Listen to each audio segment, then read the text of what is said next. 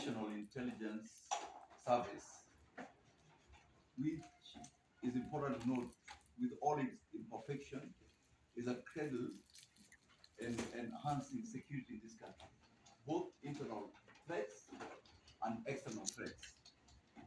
It is therefore outrageous that a senior government officer, Justin Muturi, who is the CS, Public Service and Human Capital, takes upon himself to recklessly undermine one of these institutions as a cradle for the Republic of Kenya. I want to remind him that he previously served as a speaker and as Attorney General, and he knows what it means to take oath of an office.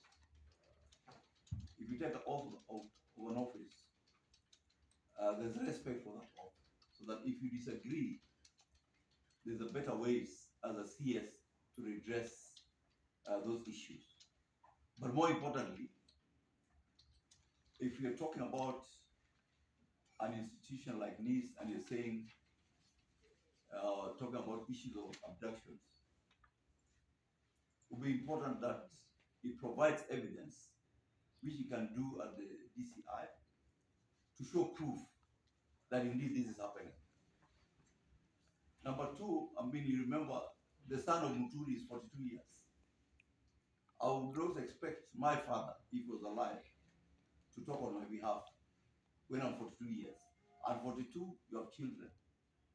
So you can talk for yourself and belabor to Kenyans what happened during that incident.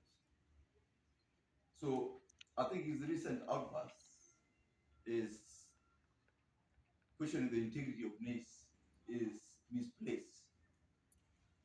And I want to remind Muturi, I know that he didn't feel very good when he was removed from Attorney General's office. And that's why he's making all this noise. In fact, Kenyans will watch this space, that the performance of Dorcas Oduor, comparatively to that of Justin Muturi, is out where you can't even compare. The Attorney General's office, which has a mandate to execute legal issues within the republic, nothing happened during his term. But I think from where I sit as a legislator, Dorcas is doing a good job. I'm asking Muturi if he is man enough, without forcing him to be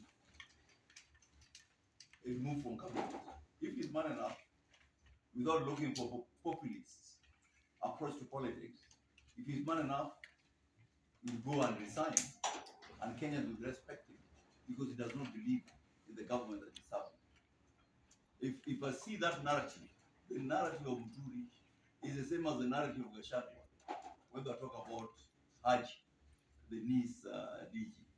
So it's better that they have evidence without technically issued threats out there, without concretized evidence, so as to prove to Kenyans that this are real. I think the president has made a commitment that is going to ensure there will be no abduction. So I believe the investigation agencies are doing their bit to ensure that this is done.